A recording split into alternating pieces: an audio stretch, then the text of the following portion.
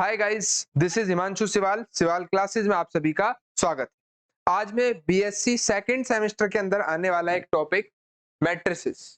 ठीक है, आप अगर BSc second semester new education policy के अकॉर्डिंग सेकंड सेम का टॉपिक है, आपका पूरी बुक है बल्कि मैट्रिसेस, मैं जिसे यहाँ कंप्लीट करवाऊंगा। आज मैं उसकी शुरुआत कर रहा हूँ। ठीक है, मे बी अप्रैल मई में एग्जाम होंगे तो तब तक आपका ये मैट्रिक्स पोर्शन कंप्लीट करा दिया जाएगा। मैट्रिक्स के साथ उसी बुक के अंदर पार्ट बी डिफरेंशियल इक्वेशन है एग्जाम के अंदर, तो डिफरेंशियल इक्वेशन का आपको कंप्लीट सॉल्यूशन मिल जाएगा यहाँ सिवाल क्लासेस चैनल पर। प्लेलिस्ट बनी हुई है डिफरेंशियल इक्वेशन की, जो कंप्लीट एकदम पूरा बुक, एक एक एग्जाम्पल, एक एक क्वेश्चन वो पुरानी बुक के अकॉर्डिंग करवाया हुआ है, लेकिन सब चीजें अभी भी सेम है, तो मुझे वहां दोबारा चेंज करने की आवश्यकता नहीं। ठीक है, अब मैट्रिक्स स्टार्ट करते हैं, ध्यान से समझना। मैट्रिसेस, एक तो आप ये समझो कि मैट्रिसेस जो है वो मैट्रिक्स का प्लूरल है। मैट्रिक्स सिंगुलर एक मैट्रिक्स को बोलते हैं और मैट्रिसेस बहुत सारी मैट्रिक्स को। काफी सारे बच्चे ये टॉपिक 12th क्लास में ही पढ़ के आए होंगे, बिल्कुल हो सकता है 90% ये वाला जो इस वीडियो के अंदर हम पढ़ाएंगे हो सकता है आपने पढ़ रखा हो, लेकिन एक बार रिवाइज करेंगे तो अच्छा रहेगा, क्योंकि कुछ मैट्रिक्स के टाइप्स ऐसे हैं जो 12th क्लास में नहीं थे। देखो जरा, व्हाट इज मैट्रिक्स? मैट्रिक्स की अगर डेफिनेशन की बात करी जाए, a set of number arrange in rows and columns so as to form a rectangular array. नंबर्स का सेट जिसमें हमने उन्हें रोज और कॉलम्स में अरेंज कर रखा। ठीक है, मैं आपको एक मैट्रिक्स अगर लिख के दिखाऊं, मान लीजिए कोई ए मैट्रिक्स में बना रहा हूं, 2 5 3 6 7 1, तो ये कुछ नंबर्स को रोज और कॉलम्स में अरेंज करा तो ये क्या बन गई? मैट्रिक्स बन गई। ठीक है, जो ये हॉरिजॉन्टल है ये कहलाती है रो। ये हॉरिजॉन्टल क्या है? ये रो है। और जो ये वर्टिकल है ये क्या है? कॉलम है। ठीक है, ये कॉलम 1, ये कॉलम 2, ये कॉलम 3। इस मैट्रिक्स के अंदर 3 कॉलम है और 2 रो है, रो 1 और रो 2। क्लियर हुई इतनी बात? वर्टिकल कॉलम्स, हॉरिजॉन्टल रोज। मैट्रिक्स के यहाँ ऑर्डर लिखा जाता है, जो ऑर्डर लिखा जाएगा number of rose into columns. जैसे इस मैट्रिक्स का ऑर्डर 2/3 है, यानी 2 रो है 3 कॉलम। ठीक है, अगर नंबर ऑफ एलिमेंट अगर कोई पूछता है कि इस मैट्रिक्स के अंदर कितने एलिमेंट्स हैं, तो नंबर ऑफ एलिमेंट्स ऑर्डर की आप मल्टीप्लाई करा दें, 2 3 जा 6 टोटल एलिमेंट्स हो जाएंगे। ठीक है, मैं और एक मैट्रिक्स बनाऊंगा, अब की बार एलिमेंट्स की जगह पे हम यहाँ नंबर लिख लें, मतलब सिंबल लिख लें उनका।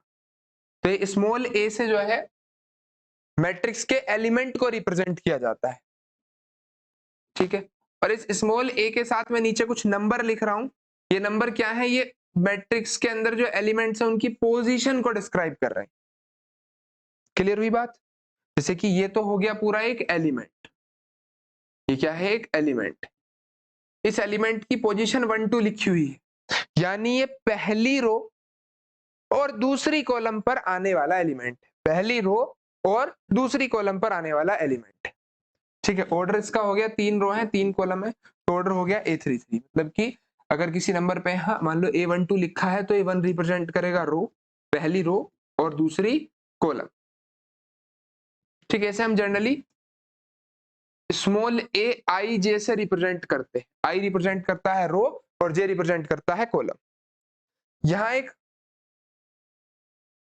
एलिमेंट्स हैं जिनकी कुछ खासियत है, इसलिए इन्हें डायगोनल एलिमेंट्स बोला गया, क्योंकि एक तो ये डायगोनल पर पढ़ रहे हैं, बस यही डायगोनल होता है, ये वाला डायगोनल के अंदर काउंट नहीं हो। ये डायगोनल एलिमेंट्स हैं, और डायगोनल एलिमेंट्स की खासियत है कि ये जो पोजीशन इनकी यहाँ लिखी हुई है रो कॉलम की, यानी आई और जे जो लिखे हुए हैं वो इक्वल होंगे।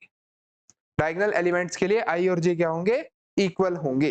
क्या इतनी बात सभी के समझ में आ रही है? अगर आपको वीडियो अच्छी लग रही हो तो वीडियो लाइक कर देना, चैनल सब्सक्राइब कर देना और शेयर कर देना। बीएससी सेकंड सेमेस्टर के सभी बच्चों तक वीडियो पहुंचाने की जिम्मेदारी आप सबकी है। ठीक है, चलो फिर नेक्स्ट टाइप्स ऑफ मैट्रिक्स पर आते हैं। ठीक है, तो मैट्रिक्स के टाइप्स देखिए, काफी सारे टाइप्स हैं, लास्ट तक टाइप चलते रहेंगे। ये येलो हेडिंग के अंदर जो भी लिखे हुए टाइप्स यानी बीच में और टॉपिक भी पढ़ाऊंगा, उसके बाद फिर ये काउंटिंग आगे कंटिन्यू हो। ठीक, टाइप समझने के लिए आपको मैट्रिसेस को साथ साथ कुछ टॉपिक्स को भी समझना पड़ेगा। तो डायरेक्ट टाइप्स समझ में नहीं आ पाएंगे ऐसे। पहले स्टार्ट करते हैं कुछ बेसिक से types. Row matrix, matrix which has only one row is called a row matrix. ऐसी मैट्रिक्स जिसके अंदर सिर्फ एक रो हो वो क्या है? Row matrix. एक रो है, 3 कॉलम। कॉलम चाहे कितनी भी हो जाए, मान लो मैं ऐसे बना दूं कि कोई मैट्रिक्स है, ठीक है, 5 6 7 8 9, तो क्या हो गया? एक रो है लेकिन कॉलम कितनी हो गई? 5 कॉलम। वो सभी मैट्रिक्स जिसके अंदर सिर्फ वन रो है, जिसके अंदर सिर्फ एक रो है, वो क्या हो गई? Row matrix. कॉलम मैट्रिक्स क्या है? ऐसी मैट्रिक्स जिसके अंदर सिर्फ एक कॉलम है, ठीक, जिसके अंदर सिर्फ एक कॉलम है, रो कितनी भी हो, यहाँ 3 रो है, ठीक है, तो 3/1, 3 रो और एक कॉलम। क्लियर? तो एक ऐसी मैट्रिक्स हो गई हमारी column matrix. Next, square matrix. ऐसी मैट्रिक्स जिसके अंदर नंबर ऑफ रोज और नंबर ऑफ कॉलम्स इक्वल होंगे, वो क्या होगी? Square matrix. Matrix for which number of rows is equal to number of columns is called as square matrix.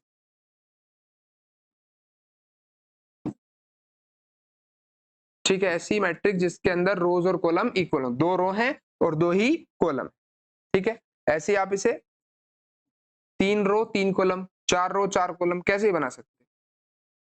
मैं ये नंबर अपनी इच्छा से कुछ भी लिख रहा हूं जो मेरा मन कर रहा है। 3/3, 3 रो 3 कॉलम। क्या इतनी बात सभी के समझ आ रही है? क्लियर है इतनी बात सभी को? Next, diagonal matrix. A square matrix is said to be diagonal matrix if its non-diagonal elements are 0. वो मैट्रिक्स जिसके डायगोनल एलिमेंट्स को छोड़कर बाकी सारे एलिमेंट 0, ऐसी मैट्रिक्स जिसके डायगोनल एलिमेंट्स को छोड़कर बाकी सभी एलिमेंट्स 0, ठीक है।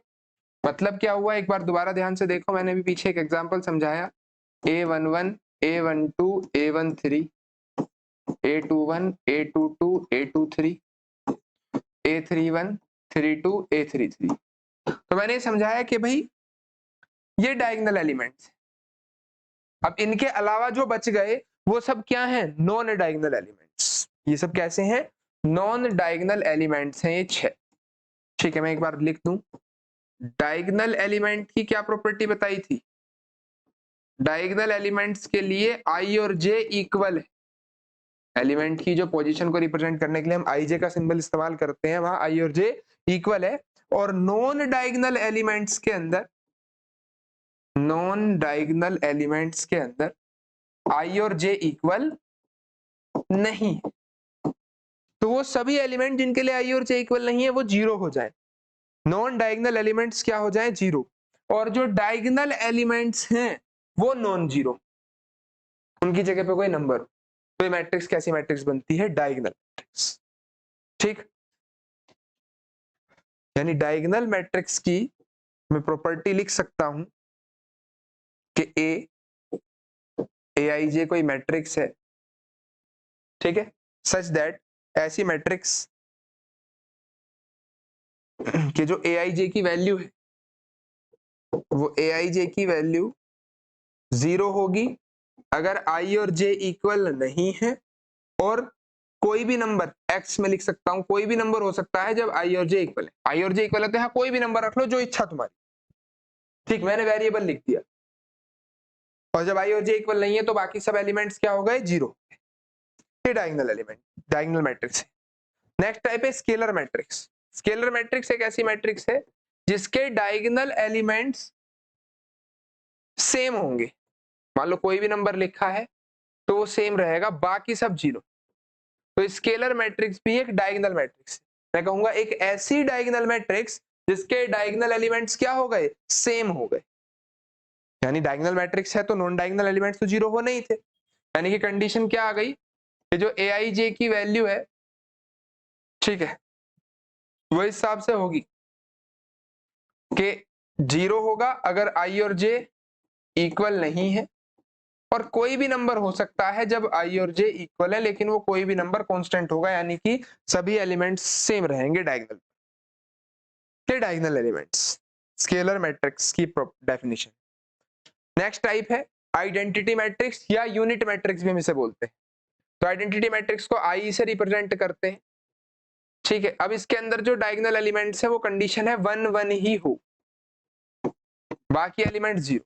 डायगोनल एलिमेंट सिर्फ 1 होना चाहिए और बाकी सभी एलिमेंट्स क्या हो, 0 हो। वो कैसी मैट्रिक्स हो गई बच्चों, आइडेंटिटी मैट्रिक्स 3x3 ऑर्डर की। जनरली इसको हम I3 से भी रिप्रेजेंट करते हैं, ठीक है। एक आइडेंटिटी मैट्रिक्स 2x2 ऑर्डर की भी हो सकती है, I2 लिख देंगे उसे 1 0 0 1 ऐसे कुछ भी, ठीक। तो डेफिनेशन क्या बनाओगे कि भाई Aij की कंडीशन है कि 0 होगा जब I और J इक्वल नहीं है, यानी नॉन डायगोनल एलिमेंट्स 0, और डायगोनल एलिमेंट्स की कंडीशन हो गई 1। I और J जब भी इक्वल है तो वैल्यू हो गई 1। अरे इतनी बात समझ आ गई सबके? भाई वीडियो लाइक शेयर जरूर कर दें, चैनल सब्सक्राइब कर दें अगर आप चैनल पर नए हैं, और शेयर करो ज्यादा से ज्यादा। जिन बच्चों के सिलेबस में मैट्रिक्स, बीएससी के जिन बच्चों के सिलेबस में मैट्रिक्स टॉपिक आ रहा है उन तक ये वीडियो शेयर करो अगर उनके काम की आपको लगती है। जीरो मैट्रिक्स और नल मैट्रिक्स, ऐसी मैट्रिक्स जिसके सभी एलिमेंट्स 0, वो जीरो मैट्रिक्स हो जाएगी।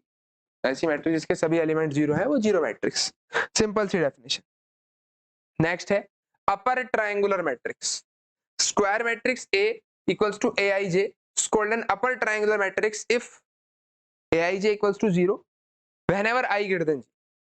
जब भी I J से बड़ा है, जहां भी I J से बड़ा है वहां एलिमेंट 0 बैठना चाहिए। देखो यहाँ देखो A11 A12 A13 A21 A22 A23 A31 A32 A33। देखो I J से कहाँ बड़ा है, यहाँ I J से बड़ा है, यहाँ I J से बड़ा है, यहाँ I J से बड़ा है, बीच में इक्वल है, यहाँ छोटा हो गया। यह I पहले वाला होता J वाला, तो I J से बड़ा होगा वो सारे एलिमेंट 0 कर दिए जाए, ठीक है। यानी कि मैं यहाँ ऊपर कुछ भी नंबर लिखूं 3 5 6 2 4 1, नीचे के सब क्या हो गए 0 हो गए। तो एक ऐसी मैट्रिक्स है अपर ट्रायंगुलर मैट्रिक्स, सिर्फ ऊपर का ट्रायंगल ये बन रहा है, नीचे के एलिमेंट 0 हो गए, तो एक ऐसी मैट्रिक्स हो गई अपर ट्रायंगुलर मैट्रिक्स, ठीक। नेक्स्ट लोअर ट्रायंगुलर मैट्रिक्स, एक ऐसी matrix,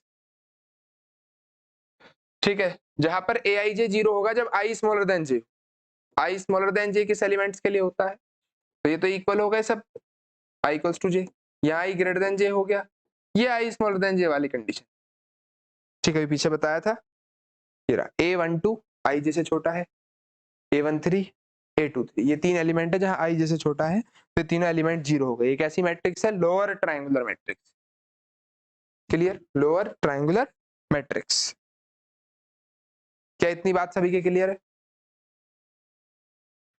next topic equality of matrices, दो मैट्रिक्स के बराबर होने की कंडीशन। देखो दो मैट्रिक्स अगर मैं लिख दूं x y 3 z equals to 6 2 5 b c 7, ऐसे लिख दिया, तो दो मैट्रिक्स तभी इक्वल होती हैं जब उनके कोरस्पॉन्डिंग एलिमेंट्स इक्वल। दो मैट्रिक्स के इक्वल होने की कंडीशन है उनका ऑर्डर सेम होना चाहिए। इक्वालिटी ऑफ मैट्रिक्स के अंदर ऑर्डर क्या होना चाहिए दो मैट्रिक्स का, सेम।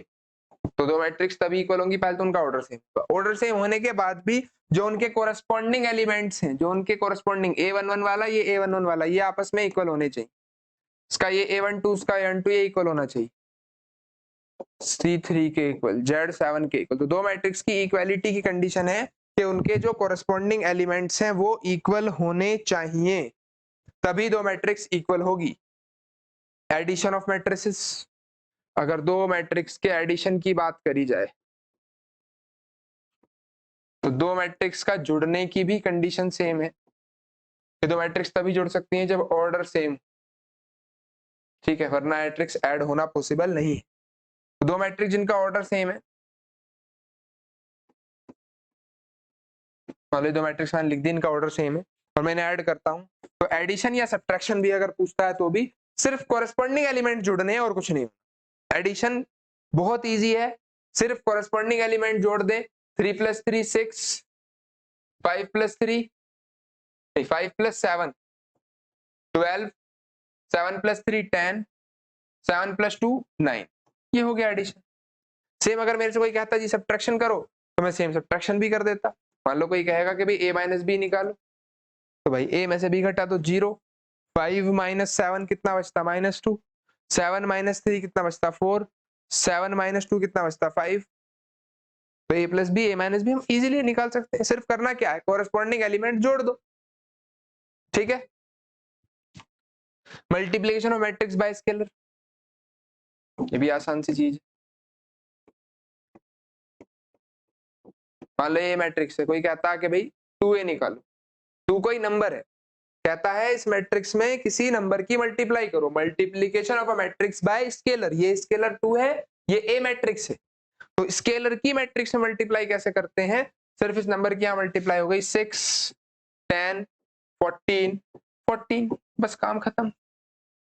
क्या कुछ दिक्कत? डिवाइड भी स्केलर की मैट्रिक्स के अंदर ऐसे ही करा दो कि हर एक एलिमेंट को डिवाइड करा दो, मैट्रिक्स भी ऐसे ही हर एक एलिमेंट की मल्टीप्लाई करा दो। ठीक है, चलें फिर next topic. Next topic multiplication of two matrix. तो दो मैट्रिक्स की मल्टीप्लाई अगर करने की हम बात करते हैं, मान लो कोई ए मैट्रिक्स है जिसका ऑर्डर p इंटू क्यू है, और कोई बी मैट्रिक्स है जिसका ऑर्डर m इंटू एन है। ठीक है, मेरे पास दो मैट्रिक्स है, एक का ऑर्डर p इंटू क्यू हो गया और एक का ऑर्डर m इंटू एन हो गया। अगर मैं ए की बी में मल्टीप्लाई कराना चाहूं, अगर मैं ए मैट्रिक्स की बी में मल्टीप्लाई करना चाहूं, ठीक है, तो ये तभी पॉसिबल होगा if column of A row of B के इक्वल हो जाए तो। अगर ए मैट्रिक्स के कॉलम बी मैट्रिक्स की रो के इक्वल है तो दो मैट्रिक्स की मल्टीप्लाई करानी पॉसिबल है। ठीक है, ए बी का ऑर्डर कितना आएगा, अगर मैं इस ए बी मैट्रिक्स का ऑर्डर निकालना चाहूं तो इसका जो ऑर्डर होगा वो होगा row of A into column of B. A की रो यानी पी और बी की कॉलम यानी एन। तो जो नई मैट्रिक्स आएगी उसका ऑर्डर p इंटू एन होगा। और मल्टीप्लीकेशन पॉसिबल तब है जब q और m इक्वल। सेम यही सिचुएशन बी ए के लिए है, बी ए मैट्रिक्स की मल्टीप्लाई करनी तब पॉसिबल है जब बी के कॉलम ए की रो के इक्वल हो, यानी n और p इक्वल हो, और जो ऑर्डर आने वाला है बी ए का वो पहली मैट्रिक्स की रो इंटू दूसरी की column m into Q order होगा। ठीक है, एक प्रॉपर्टी आप यहां साथ साथ याद रख के चलना, मैट्रिक्स मल्टीप्लिकेशन में ए बी और बी ए बराबर आए ऐसा जरूरी नहीं है, यानी मैट्रिक्स मल्टीप्लिकेशन नंबरों की तरह कॉम्पिटिटिव नहीं होती। जैसे आप नंबर के अंदर क्या है 3 की 4 मल्टीप्लाई करो 12 आएगा, 4 की 3 में करो 12 आएगा, पर मैट्रिक्स मल्टीप्लिकेशन में ये चीज पॉसिबल नहीं। देखो जरा एक एग्जांपल है, मल्टीप्लिकेशन थोड़ा समझाया जाए, मल्टीप्लाई करते कैसे हैं। अभी तो कंडीशन बताइए मल्टीप्लाई होगी कब। अब ए, मैं फिर कह रहा हूं कोई बच्चा 12th में पढ़ के आया है ऑलरेडी ये टॉपिक तो वो कहेगा कि ये सब चीजें तो मुझे पता है, लेकिन मैं बेसिक से स्टार्ट कर रहा हूं और ये मैट्रिक्स बीएससी के लिए आपको कंप्लीट पढ़ाई जाएगी। ठीक, साथ साथ बने रहें, वीडियो शेयर करते रहें जल्दी। ठीक है, जितना आप वीडियो शेयर करेंगे उतना मोटिवेट हम भी होते हैं वीडियो बनाने के लिए। फर्स्ट रो की मल्टीप्लाई फर्स्ट कॉलम से करानी होती है, फर्स्ट रो की मल्टीप्लाई किससे करानी होती है, फर्स्ट कॉलम से। ठीक, क्या इतनी बात समझ में आ रही? देखो अगर आप ऑर्डर देखोगे तो इसका ऑर्डर है 2/3 और इसका ऑर्डर है 3/2, तो मल्टीप्लिकेशन पॉसिबल है क्योंकि पहले की रो दूसरे की कॉलम के इक्वल है। अभी फर्स्ट रो की मल्टीप्लाई फर्स्ट कॉलम से, तो 2 1 जा 2 -8 +6। ठीक है, जो जो साइन जैसे जैसे आ रहा है वैसे वैसे आप लिख ले। फर्स्ट रो की फर्स्ट कॉलम में मल्टीप्लाई कर करके A11 पोजीशन पे आप उस एलिमेंट को लिखते हैं, फिर फर्स्ट रो की सेकंड कॉलम से मल्टीप्लाई करो वो A12 पोजीशन पे लिख दो 3 -10 +3। फिर सेकंड रो फर्स्ट कॉलम वाली पोजीशन -8 +4 2 जा 8 +5 2 जा 10। फिर सेकंड रो सेकंड कॉलम, ये हो गया -12 +10 और +5। ठीक है, तो ए की बी में मल्टीप्लाई करने पर क्या आ गया, प्लस का माइनस का 8 और ये प्लस का 8 0। यहाँ 3 + 3 6 6 - 4 -10 -4 हो गया, ये 8 से 8 कैंसिल 10 और यहाँ हो गया 10 + 5 15 - 12 3। ये आ गई एक ही बी में प्रोडक्ट। 2/2 इसका ऑर्डर है। देखो जरा ऑर्डर, पहले के रो, पहली मैट्रिक्स की रो और दूसरी का कॉलम ही ऑर्डर आया है 2/2। ठीक है, नेक्स्ट अगर मैं बी की ए में प्रोडक्ट कराऊं तो बी मैट्रिक्स क्या है? 2 3 4 5 2 1, 2 3 4 5 2 1, ऑर्डर हो गया 3/2। ठीक है, और ए मैट्रिक्स 1 - 2 3, 1 - 2 3, -4 2 5, -4 2 और 5। ठीक है, मल्टीप्लाई करा दे। तो बी की ए में मल्टीप्लाई कराओगे, देखो जरा इसका ऑर्डर क्या है? 2/3। तो रो पहली के कॉलम और दूसरी के रो इक्वल है, तो मल्टीप्लाई होनी पॉसिबल है। तो मल्टीप्लाई हो सकती है तो करा दो। फर्स्ट रो की फर्स्ट कॉलम में 2 1 जा 2 -12, फिर फर्स्ट रो की सेकंड कॉलम -4 + 6, फर्स्ट रो की third column 6 + 15, second row first column 4 - 20। तो सेकंड रो फर्स्ट कॉलम वाली पोजीशन पर ही लिखोगे। Second row second column -8 + 10, second row third column 12 + 25, फिर थर्ड रो फर्स्ट कॉलम तो 2 - 4, थर्ड रो सेकंड कॉलम -4 + 2। ठीक है, next third row third column 6 + 5, लिख दो एलिमेंट -10 + 2 + 21, ये -16, ये 2, ये 37, -2 -2 और ये हो गया 11। थर्ड रो 3/3 का इसका ऑर्डर हो गया। पहली के रो और दूसरी की कॉलम इसका ऑर्डर हो गया। क्या इतनी बात सभी को क्लियर हो रही है? चला जाए नेक्स्ट टॉपिक। तो मल्टीप्लीकेशन ऑफ मैट्रिक्स आपको क्लियर हो गई होगी।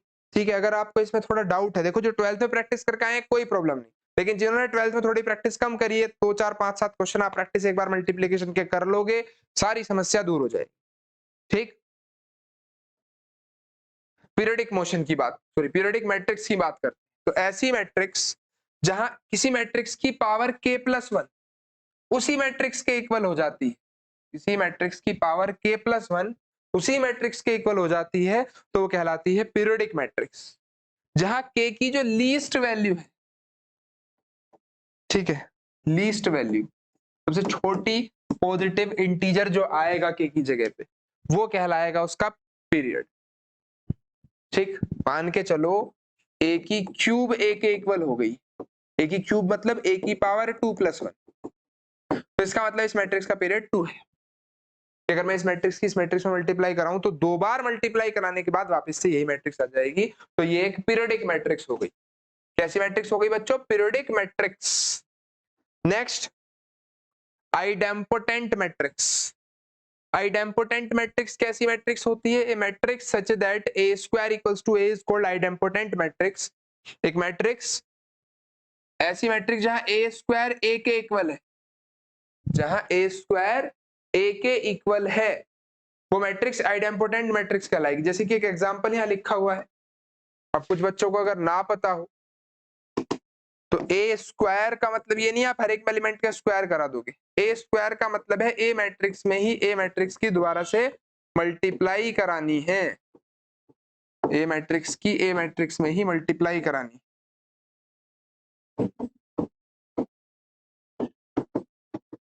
ठीक, ए मैट्रिक्स की ए मैट्रिक्स में ही क्या कराओगे बच्चों? मल्टीप्लाई। तो फर्स्ट रो की फर्स्ट कॉलम में मल्टीप्लाई करा दें, 4 + 4 -4। ठीक है, तो जब 4 मिस्टेक हो गई,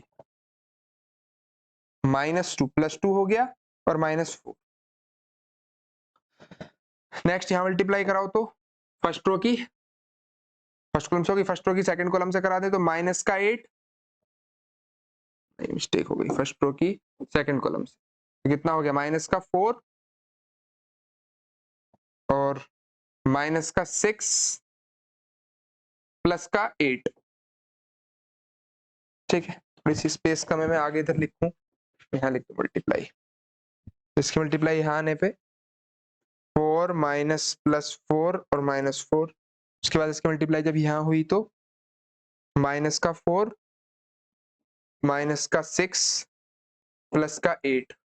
नेक्स्ट जब इसकी मल्टीप्लाई इधर कराओगे तो 2 की माइनस 4 के अंदर कराओगे माइनस 8, माइनस 2 की 4 के अंदर कराओगे तो फिर माइनस 8, माइनस 4 की प्लस 3 के अंदर कराओगे तो 12 प्लस 12। ठीक है, फिर इधर माइनस 2, 3 की माइनस 1 के अंदर कराओगे तो माइनस 3, 4 की 1 के अंदर कराओगे तो 4। नेक्स्ट प्लस 2, ये हो गया प्लस 9 और minus 8। Second row third column तो माइनस प्लस 4 हो गया प्लस 12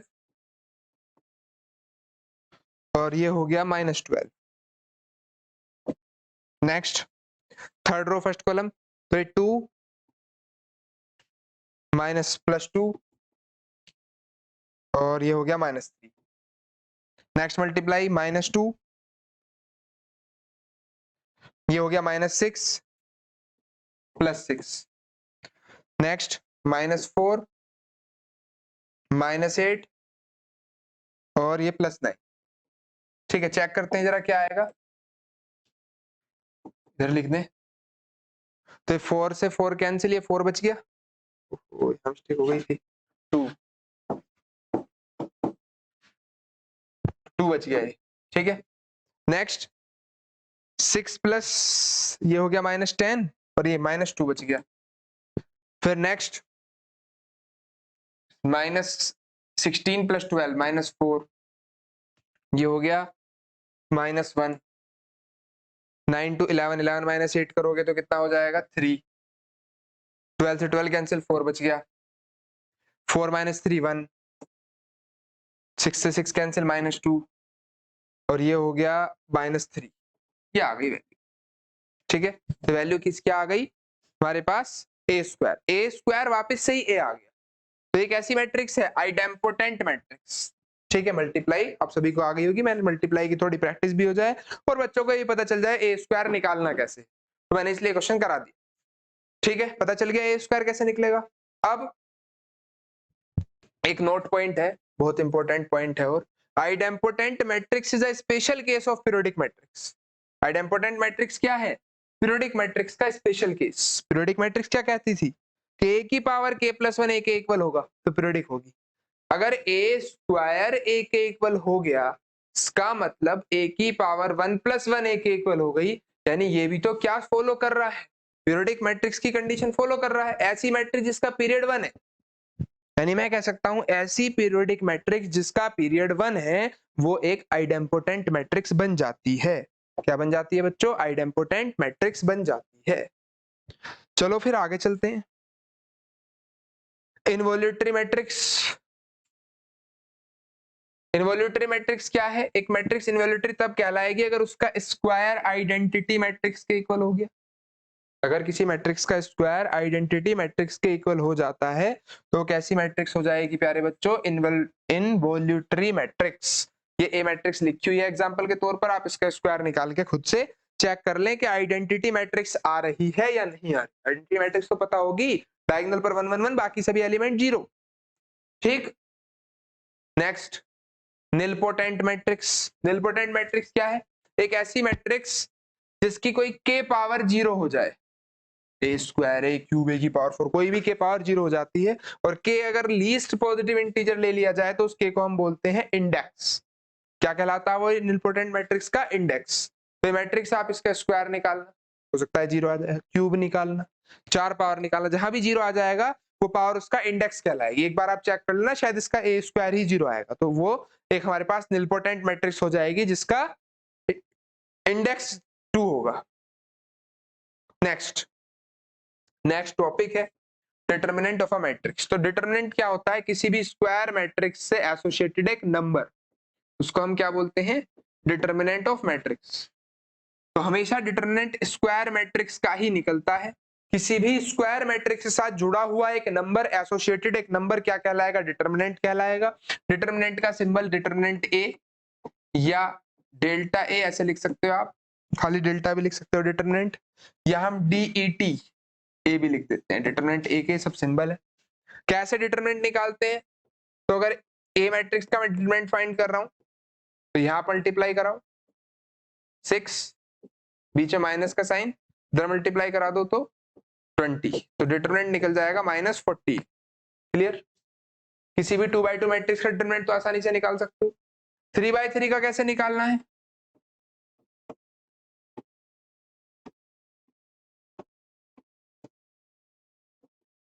मैंने लिख दिया, अपनी तरफ से कोई मैट्रिक्स ले ली जिसका डिटरमिनेंट मैं फाइंड कर रहा हूं।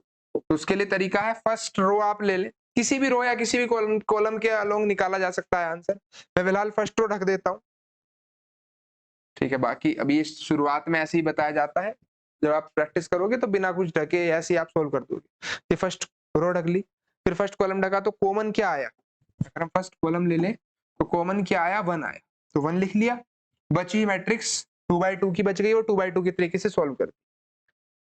ठीक, कितना आया देखो, 10, बीच में माइनस का साइन हमें लगाना है और -1, तो +1 हो जाएगा। फिर अगला आप सेकंड रो, सेकंड कॉलम आपको ढकनी है। फर्स्ट रो, फर्स्ट कॉलम, फिर फर्स्ट रो, सेकंड कॉलम। अब एलिमेंट कौन सा कॉमन आ रहा है? 3, लेकिन अगला एलिमेंट माइनस साइन के साथ उतरे। अगला एलिमेंट ये माइनस क्यों आ रहा है? माइनर कोफैक्टर भी हम सब समझाए जाएंगे तो आपके समझ में आ जाएगा, लेकिन अभी याद रखो plus minus plus minus plus minus plus minus plus ऐसे ही साइन चलने हैं हर एक एलिमेंट के साथ। -3 हो गया। बचे जो ये 4 एलिमेंट इन्हें सोल्व कर लें 2x2 के लो, -15 -3, फिर उसके बाद नेक्स्ट 5। अब की बार आपको करना क्या है? कॉलम 3 ढक लेनी है। तो कॉलम 3 अगर ढक ली तो क्या एलिमेंट कॉमन है? 5, मल्टीप्लाई करा दो, -3, पीछे माइनस का साइन 6, तो 11, ये हो गया 36 और ये 45। बस सॉल्व कर दो, आंसर आ गया। तो ये नंबर आ जाएगा। तो एक नंबर इस स्क्वायर मैट्रिक्स से एसोसिएटेड एक नंबर है, जिसे हम क्या बोल रहे हैं? डिटरमिनेंट बोल रहे हैं। ठीक है, डिटरमिनेंट की आप कुछ प्रॉपर्टी भी साथ साथ याद रख सकते हो। अगर किसी मैट्रिक्स के डिटरमिनेंट, दो मैट्रिक्स की मल्टीप्लाई है तो दोनों पे डिटरमिनेंट अलग अलग लगा सकते हैं। और कोई नंबर अगर डिटरमिनेंट से बाहर निकाला जाएगा तो उस नंबर की पावर उतनी होगी जितना मैट्रिक्स का ऑर्डर है। एन क्या है? ऑर्डर ऑफ ए। अगर किसी डिटरमिनेंट से कोई नंबर बाहर निकालते हो, ठीक, कोई कॉमन लेके आप नंबर लिखते हो तो उसकी पावर उतनी लिखोगे जितनी उसका ऑर्डर है। Next topic, singular matrix. वैसे डिटरमिनेंट एक पूरा एक अलग चैप्टर था 12th क्लास के अंदर, ठीक है, वो अभी हम डिस्कस यहाँ नहीं कर रहे हैं। हम सिर्फ मैट्रिक्स पढ़ रहे हैं, मैट्रिक्स की टाइप, मैट्रिसेस, वो सब चीज पढ़नी है इस चैप्टर के अंदर। ठीक है, तो सिंगुलर मैट्रिक्स क्या है? Square matrix A is said to be singular matrix if determinant A equals to 0। अगर किसी मैट्रिक्स का डिटरमिनेंट 0 के बराबर हो गया तो वो सिंगुलर मैट्रिक्स होगी। फॉर एग्जांपल कितना हो गया? 8 -8, तो क्या आ गया? 0। तो किसी मैट्रिक्स का डिटरमिनेंट अगर 0 के इक्वल आ जाता है तो वो सिंगुलर मैट्रिक्स कहलाती है। नॉन सिंगुलर क्या है? अगर किसी मैट्रिक्स का डिटरमिनेंट 0 के बराबर नहीं आया, इसका डिटरमिनेंट निकालोगे 8 -10, यानी ये हो गया -2। 0 के इक्वल नहीं है ना, चाहे कुछ भी हो 0 नहीं होना चाहिए। तो कैसी है? Non singular matrix. तो मैट्रिक्स के टाइप समझाने के लिए मुझे बीच में आपको डिटरमिनेंट समझाना पड़ा। डिटरमिनेंट पूरा प्रॉपर एक अलग टॉपिक है, पूरा डिटेल में हम डिस्कस उसी के साथ करेंगे। अभी जितना आपके यूज के लिए मैं उतना समझाता चल रहा हूं। Transpose of a matrix. Matrix का ट्रांसपोज क्या होता है? The matrix obtained by interchanging the rows and column of A is called transpose of A. मान लो कोई मैट्रिक्स है 3 5 7 6 2 1, मैं इसका ट्रांसपोज करूं, ट्रांसपोज को या तो ए डैश से रिप्रेजेंट करते हैं या ए टी लिख देते हैं, दोनों ही सिंबल चल सकते हैं। रो को कॉलम में चेंज करना, जो रो 1 लिखी हुई है इसकी जगह में कॉलम 1 उतार दूं, 3 5 7, इस रो को कॉलम में लिख दे और ऐसी दूसरी रो को हम कॉलम में लिख, तो ये क्या होता है? ट्रांसपोज। रो का कॉलम में चेंज होना ट्रांसपोज कहलाता है। ट्रांसपोज। ऑर्थोगोनल मैट्रिक्स क्या है? Next type. तो ट्रांसपोज समझ में आया होगा। तो आप ये टाइप भी समझ सकते हैं कि किसी मैट्रिक्स के ट्रांसपोज की मल्टीप्लाई उसी मैट्रिक्स के साथ करने पर अगर आइडेंटिटी मैट्रिक्स आ गई, अगर A into A transpose I identity matrix के इक्वल हो गया तो वो ऑर्थोगोनल मैट्रिक्स है। किसी मैट्रिक्स के ट्रांसपोज की मल्टीप्लाई उसी मैट्रिक्स के साथ कराने पर अगर आइडेंटिटी मैट्रिक्स आ गई तो वो क्या है? Orthogonal matrix. Next, properties of transpose. तो प्रॉपर्टीज क्या है? अगर किसी मैट्रिक्स के ट्रांसपोज का फिर से ट्रांसपोज करा दो तो वही आ जाती है। यही देख लो आप, पीछे जहाँ ट्रांसपोज समझाया, अगर मैं इसका एक बार और ट्रांसपोज करने के लिए कह दूं किसी से, तो भाई एक बार और ट्रांसपोज करने का मतलब है ये जो रो 1 है इसको वो कॉलम 1 में लिखेगा, ये जो रो 2 है इसे वो कॉलम 2 में लिखने वाला है 5 2, इस रो 3 को वो कॉलम 1 कॉलम 3 बना देगा 7 1। तो क्या ये वापस a के बराबर है 3 5 7 3 5 7 6 2 1 6 2 1? तो किसी मैट्रिक्स के ट्रांसपोज का ट्रांसपोज करोगे तो वापस वही मैट्रिक्स मिल जाएगी, के ए का होल ट्रांसपोज। यानी अगर किसी मैट्रिक्स के साथ कोई स्केलर नंबर मल्टीप्लाई में है और उसका ट्रांसपोज करा गया तो वो के बाहर आ जाएगा, ए ट्रांसपोज बचेगा। ए प्लस बी का होल ट्रांसपोज करते हो तो A transpose plus B transpose. Next, A into B का होल ट्रांसपोज करोगे तो बी ट्रांसपोज ए ट्रांसपोज। ये प्रॉपर्टी काफी इंपॉर्टेंट है कि जब दो मैट्रिक्स की मल्टीप्लाई का होल ट्रांसपोज होगा तो पहले वाली मैट्रिक्स बाद में पहुंचेगी और बाद वाली मैट्रिक्स पहले आ जाएगी। नेक्स्ट थ्योरम है, ध्यान से समझना क्या कहती है थ्योरम 1। ठीक है, 1 2 3 तो मैं अपनी तरफ से लिख रहा हूँ, जितनी भी थ्योरम करवाऊंगा नंबरिंग डाल के। मतलब एक थ्योरम आप समझ लो ध्यान से, A and B be an row orthogonal matrix. मान लो ए बी एन रो की कोई ऑर्थोगोनल मैट्रिक्स है तो ए बी और बी ए भी ऑर्थोगोनल ही होगी। यानी तो पहले गिवन लिखूं, गिवन ये कहता है, यानी क्वेश्चन या थ्योरम करने के लिए मुझे गिवन दिया हुआ है ए और बी ऑर्थोगोनल मैट्रिक्स, ए और बी ऑर्थोगोनल मैट्रिक्स है। इट मींस ए का ट्रांसपोज ए के इक्वल है और बी का transpose A into A transpose या ए ट्रांसपोज इंटू ए आई के इक्वल है, और ऐसे ही बी इंटू बी ट्रांसपोज या B transpose into B I के इक्वल है। तो प्रूफ क्या करना है? ए बी को ऑर्थोगोनल मैट्रिक्स प्रूफ करना है, यानी ए बी के ट्रांसपोज की मल्टीप्लाई ए बी के साथ कराने पर आई आएगा, ये प्रूफ करके दिखाओ। तो चलो प्रूफ की तरफ। अगर हम ए बी का ट्रांसपोज कराएंगे तो प्रॉपर्टी ये कहती है ट्रांसपोज की बी ट्रांसपोज ए ट्रांसपोज आए। अब अगर मैं इसमें बोथ साइड मल्टीप्लाई करा दूं ए बी की, इधर भी ए बी की मल्टीप्लाई करा दूं तो एलएचएस तो बन गई जो मुझे चाहिए, इक्वल टू आई बनाना है। ए बी के ट्रांसपोज इंटू ए बी की जो वैल्यू है वो क्या आ रही है? देखो, B transpose A into A transpose एक साथ ले लो, ए ट्रांसपोज इंटू ए। अब ए ट्रांसपोज इंटू ए क्या होगा? ए ट्रांसपोज इंटू ए आई। और आई आइडेंटिटी मैट्रिक्स एक ऐसी मैट्रिक्स है जिसमें किसी भी मैट्रिक्स की प्रोडक्ट कराने पर वही मैट्रिक्स आ जाती है, जब इसे यूनिटरी मैट्रिक्स बोलते हैं। जैसा नंबर एक 1 है, 2 1 जा 2 3 1 जा 3, यानी 1 में किसी भी नंबर की मल्टीप्लाई कराओ वापस वही नंबर आए। सेम वही काम मैट्रिक्स में आइडेंटिटी मैट्रिक्स करती है। ए की आई में प्रोडक्ट करा दो, बी की आई में करा दो, वापस बी बन जाएगा। तो बी इंटू आई बी लिख दिया, पर बी ट्रांसपोज इंटू बी क्या था? आई। यानी ए बी मैट्रिक्स के ट्रांसपोज की मल्टीप्लाई ए बी में कराने पर क्या आया? Identity matrix I, therefore A B is a orthogonal matrix. तो ए बी कैसी मैट्रिक्स हो गई? ऑर्थोगोनल मैट्रिक्स हो गई। ए बी ऑर्थोगोनल मैट्रिक्स है। ठीक, चलो फिर आगे। Next theorem 2, if A and A is an orthogonal matrix then A transpose and A inverse are also orthogonal. हमसे क्या रखा है कि एक ऑर्थोगोनल मैट्रिक्स है, या ए अगर ऑर्थोगोनल मैट्रिक्स है इसका मतलब ए ट्रांसपोज इनटू ए आई के इक्वल है। प्रूफ करना है ए ट्रांसपोज भी ऑर्थोगोनल। पूरी का ट्रांसपोज करा दो बोथ साइड, इधर भी होल ट्रांसपोज करा दो, इधर भी ट्रांसपोज करा दो। अब ये ए इंटू बी के होल ट्रांसपोज का फॉर्मूला है, बाद वाली मैट्रिक्स पहले लिखी जाएगी और पहले वाली मैट्रिक्स बाद में लिखी जाएगी with transpose sign. A into B का whole transpose B transpose into A transpose, I का ट्रांसपोज आई हो गया। ठीक है, क्या प्रूफ हो गया? किसी मैट्रिक्स के ट्रांसपोज की प्रोडक्ट उसी के ट्रांसपोज के साथ आई आ रही है, तो क्या हो गया, ए ट्रांसपोज प्रूफ हो गई कि वो ऑर्थोगोनल है। नेक्स्ट इनवर्स की अगर बात करी जाए, तो अगर ए ट्रांसपोज इनटू ए आई है तो बोथ साइड इनवर्स करा दें अगर, तो इनवर्स की भी सेम प्रॉपर्टी, अभी इनवर्स ऑफ मैट्रिक्स पढ़ाया नहीं, थ्योरम पहले आ गई। इनवर्स की भी सेम प्रॉपर्टी है कि बाद वाली मैट्रिक्स पहले लिखी जाती है और पहले वाली मैट्रिक्स बाद में लिखी जाएगी आई के इक्वल।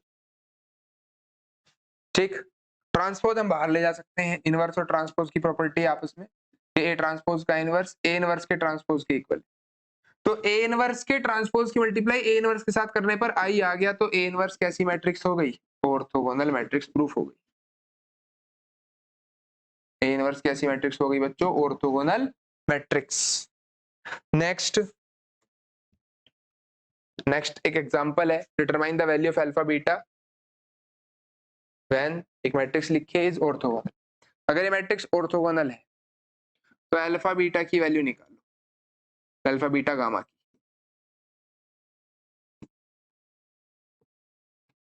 मैट्रिक्स की मल्टीप्लाई इसी के ट्रांसपोज के साथ, इसका transpose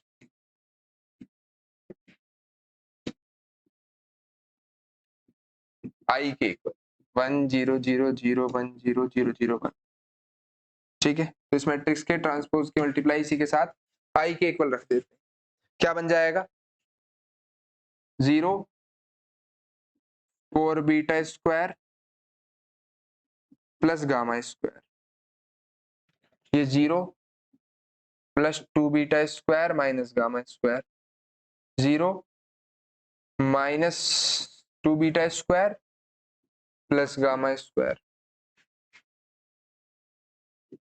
4 beta 0 same 2 beta square, इसकी मल्टीप्लाई इधर कराओगे 0 2 beta square minus gamma square, यहाँ कराओगे तो alpha square plus beta square plus gamma square. Next इधर मल्टीप्लाई कराओगे तो alpha square minus beta square plus gamma square. फिर इधर मल्टीप्लाई कराएंगे तो 0 minus 2 beta square plus gamma square. फिर इधर alpha square minus beta square minus gamma square. Next alpha square plus beta square plus gamma square 1 0 0 0 1 0 0 0 1। अब अगर compare कराएं दोनों साइडिंग की, अगर कंपेयर कराई जाए तो 4 beta square plus gamma square 1 के इक्वल बैठना चाहिए, 4 beta square plus gamma square 1 के इक्वल बैठना चाहिए। दूसरी equation 2 beta square minus gamma square, 2 beta square minus gamma square 0 के इक्वल। और तीसरी equation alpha square plus beta square plus gamma square, ये भी 1 के इक्वल आना है। Alpha square plus beta square plus gamma square, ये भी 1 के इक्वल आना है। तो अगर पहली दूसरी इक्वेशन ऐड करूं, अगर मैं ऐड करा दूं फर्स्ट इक्वेशन और सेकंड इक्वेशन, तो क्या होगा, अब ऐड कराओगे तो 6 बीटा स्क्वायर ये कट गया 1 के इक्वल, यानी बीटा स्क्वायर हो गया 1/6, यानी बीटा की वैल्यू प्लस माइनस 1/√6 आ गई। ठीक है, बीटा पुट करा लो कोई इसी इक्वेशन में, अल्फा गामा निकाल लो। पहले यहाँ बीटा पुट करा दे तो 4/6 प्लस गामा स्क्वायर 1 के इक्वल, गामा स्क्वायर के लिए 1 माइनस 4/6 2/6 यानी 1/3। ठीक है, तो गामा की वैल्यू क्या आ गई, प्लस माइनस 1/√3। अब बीटा आ गया गामा आ गया, दोनों यहाँ पुट करो अल्फा निकाल दो, alpha square plus beta square plus gamma square equals to 1, तो 1 minus 1/6 1/3।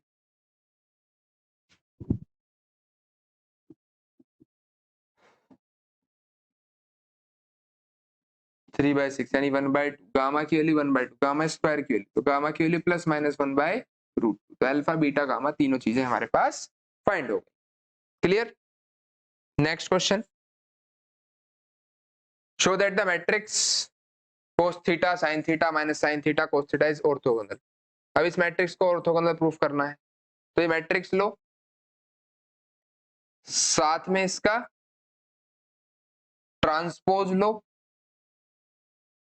cos minus sin sin cos, और इनकी मल्टीप्लाई करा इसी मैट्रिक्स की उसके ट्रांसपोज के साथ इनटू अगर आइडेंटिटी मैट्रिक्स आएगी, देखो जरा cos square theta plus sin square theta, तो इधर मल्टीप्लाई कराओ तो minus cos theta sin theta plus cos theta sin theta, फिर इधर मल्टीप्लाई कराएंगे सेकंड रो की फर्स्ट कॉलम में, तो फिर minus sin theta cos theta और plus sin theta cos theta, और फिर इधर मल्टीप्लाई कराओगे तो sin square theta plus cos square theta. तो मल्टीप्लाई कराने पे कितना बन गया, ये 1 बन गया, ये 0, ये 1, ये 0, ये 1, तो क्या बन गया, आइडेंटिटी मैट्रिक्स। तो हो गया प्रूफ, ये मैट्रिक्स क्या है, ऑर्थोगोनल है। तो किसी भी मैट्रिक्स को ऑर्थोगोनल प्रूफ करना है, उस मैट्रिक्स के ट्रांसपोज की मल्टीप्लाई उसी के साथ करवा दो और कितना ला दो, आइडेंटिटी मैट्रिक्स के इक्वल। ये क्वेश्चन है, वेरीफाई करना है कि ऑर्थोगोनल है या नहीं, तो क्या करोगे, इसका ट्रांसपोज और उसकी मल्टीप्लाई इसी मैट्रिक्स के साथ करा देना। ठीक है, ट्रांसपोज करते हैं तो बाहर लिखे हुए नंबर का ट्रांसपोज नहीं होता, सिर्फ रो को कॉलम में चेंज कराना है, मल्टीप्लाई करानी है। तो आप देखोगे आइडेंटिटी मैट्रिक्स आ रही है या नहीं आ रही, भाई आ ही जानी चाहिए। 1 + 2 + 2 1 + 4 + 4 9, ये बन गया। ठीक है, 2 2 और -4 0 हो गया, सी 0 0 0 9 0 0 0 9, ये आना चाहिए, चेक कर लेना एक बार, तो आइडेंटिटी मैट्रिक्स बन जाएगी। आंसर आ गया, यस, ये आइडेंटिटी मैट्रिक्स बनेगी तो प्रूफ हो जाएगा ये ऑर्थोगोनल है। क्लियर? Next, symmetric matrix. एक स्क्वायर मैट्रिक्स सिमेट्रिक कब तब कहलाती है जब उसका ट्रांसपोज उसी के इक्वल आ जाए। किसी मैट्रिक्स का ट्रांसपोज अगर उसी के इक्वल आ गया तो वो क्या है, सिमेट्रिक मैट्रिक्स है। Next type, skew symmetric matrix. तो एक स्क्वायर मैट्रिक्स स्क्यू सिमेट्रिक तब कहलाएगी जब किसी का ट्रांसपोज उसी के नेगेटिव टाइम्स के इक्वल आएगा, तो स्क्यू सिमेट्रिक मैट्रिक्स कहलाएगी। नेक्स्ट एक थ्योरम है, every square matrix can be expressed as the sum of symmetric and skew symmetric matrix. ये पूछ रखा है कि हर एक स्क्वायर मैट्रिक्स को हम सिमेट्रिक और स्क्यू सिमेट्रिक के सम में ब्रेक कर सकते हैं। तो लेट कर लेना ए कोई स्क्वायर मैट्रिक्स है। अब क्या मैं इस ए को ऐसे लिख सकता हूं, a + a/2 रहेगा तो ए, एक ए के साथ एक ट्रांसपोज जोड़ दिया जाए और एक ए के साथ ए ट्रांसपोज घटा दिया जाए, तो ए मैट्रिक्स को हम a + a⁻² plus a - a⁻² लिख सकते हैं। ठीक है, ये बन गया भैया सिमेट्रिक। अब बन गया क्या, आपको दिखाना पड़ेगा कि सिमेट्रिक है, इसका ट्रांसपोज करना इसी के इक्वल आएगा। और ये बन गया स्क्यू सिमेट्रिक, ये भी दिखाना पड़ेगा इसी थ्योरम के अंदर कि इसका जो ट्रांसपोज है वो इसी के इक्वल। तो किसी भी एक स्क्वायर मैट्रिक्स को हम सिमेट्रिक और स्क्यू सिमेट्रिक के सम में एक्सप्रेस कर सकते हैं। ठीक, अभी ये थ्योरम प्रूफ नहीं हुई है, इसे सिमेट्रिक और इसे स्क्यू सिमेट्रिक दिखाना होगा। कैसे दिखाओगे, a + a⁻² का होल ट्रांसपोज करके। तो a + b के होल ट्रांसपोज का फॉर्मूला a⁻ + b⁻/2 नंबर का तो होगा नहीं, तो इसका ट्रांसपोज वापस इतना ही आ गया। ठीक, तो एक ऐसी मैट्रिक्स हो गई सिमेट्रिक, ऐसे ही दूसरे वाले का दिखा देना, वो इसको सिमेट्रिक होगी।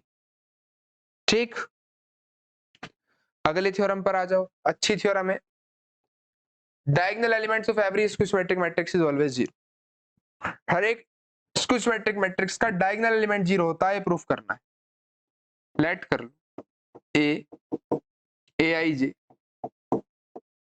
m × m क्यों लिख रहा हूं मैं, क्योंकि सिमेट्रिक या स्क्यू सिमेट्रिक हमेशा स्क्वायर मैट्रिक्स ही होती है।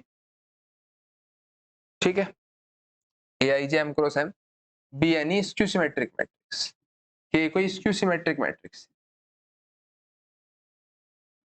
अब अगर स्क्यू सिमेट्रिक ये मैट्रिक्स है तो इसका ट्रांसपोज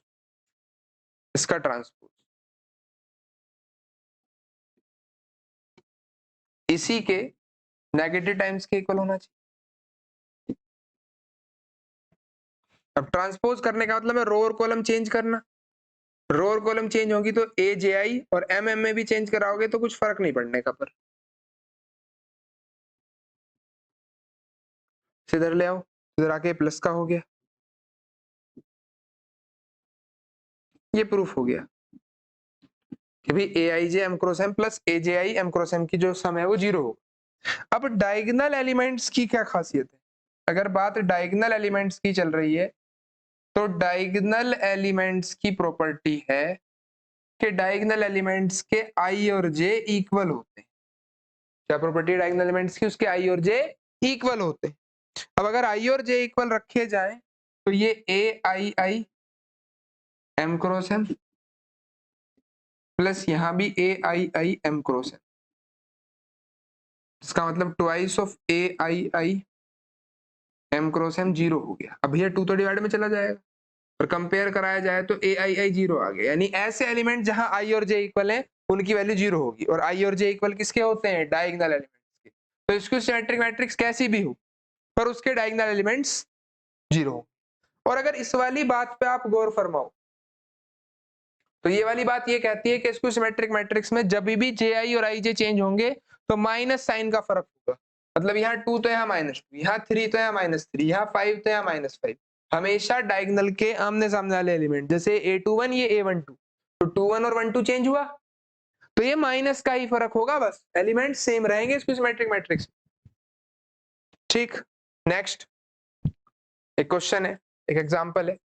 और क्योंकि वीडियो थोड़ी लेंथी हो रही है तो मैं ऐसा करता हूं मैट्रिक्स एक पार्ट में कंप्लीट ना कराकर आपको 2 पार्ट में पूरा कराया जाएगा। इस वीडियो के अंदर इसी एग्जांपल तक रखेंगे। नेक्स्ट वीडियो आपकी कल ही अपलोड हो जाएगी जिसमें आपकी मैट्रिक्स कंप्लीट करा दी जाएगी, सारे टॉपिक हर्मिशन स्क्यू हर्मिशन। ठीक है, ये टॉपिक अभी बचे हुए हैं, कॉन्जुगेट ट्रांसपोज और कुछ एग्जांपल्स हैं। ठीक है, उसके बाद एक तीसरी वीडियो आएगी एक्सरसाइज के सॉल्यूशन।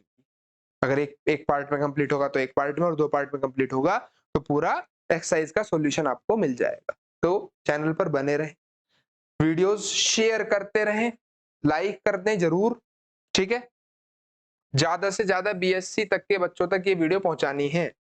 अगर एक सिमेट्रिक मैट्रिक्स है तो शो करना है कि ए भी सिमेट्रिक होगी। तो भाई गिवन क्या है? ये देखो, गिवन है कि ए सिमेट्रिक यानी उसका ट्रांसपोज उसी के इक्वल गिवन है। तो प्रूफ क्या करवाना चाह रहे हैं? के ए को सिमेट्रिक प्रूफ करवाना चाह रहे हैं, यानी के ए का ट्रांसपोज के ए के इक्वल दिखाना। अरे बहुत ही आसान एग्जांपल है, बहुत ही आसान एग्जांपल।